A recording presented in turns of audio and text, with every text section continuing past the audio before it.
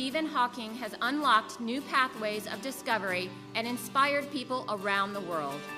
Stephen William Hawking was born in Oxford, England on the 300th anniversary of the death of Galileo on January 8, 1942. At 17 years old, he entered Oxford University. Stephen Hawking has admitted in many cases that he was not the most ambitious student. One day he calculated that he spent about maybe an hour a day on schoolwork.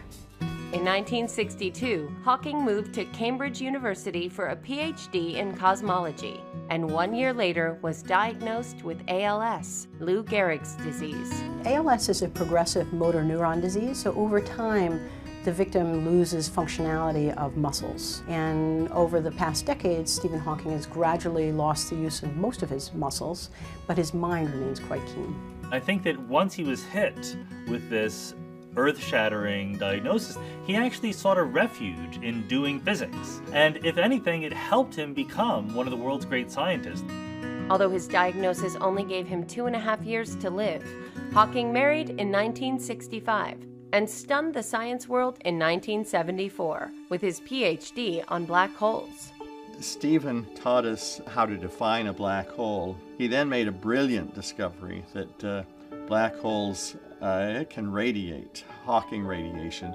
That then showed the whole world the connection between black hole physics and thermodynamics. And that connection has been a central theme in theoretical physics ever since.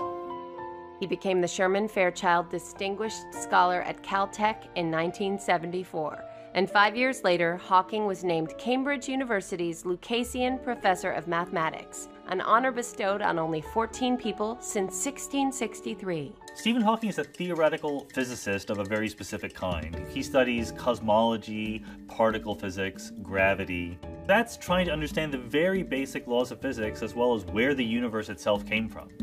Hawking sees things that other people didn't see, time and again. He just thinks more deeply than most of the rest of us. And those insights have had big consequences. Even though Hawking deteriorated to the point that he needed a computerized speech synthesizer to speak, he wrote A Brief History of Time in 1988, selling more than 10 million copies.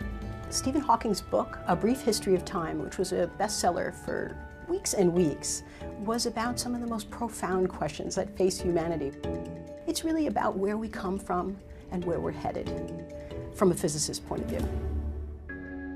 After expanding upon his work with several more books, Hawking increased his popularity by guest starring in TV shows like The Simpsons, Star Trek: The Next Generation, and The Big Bang Theory.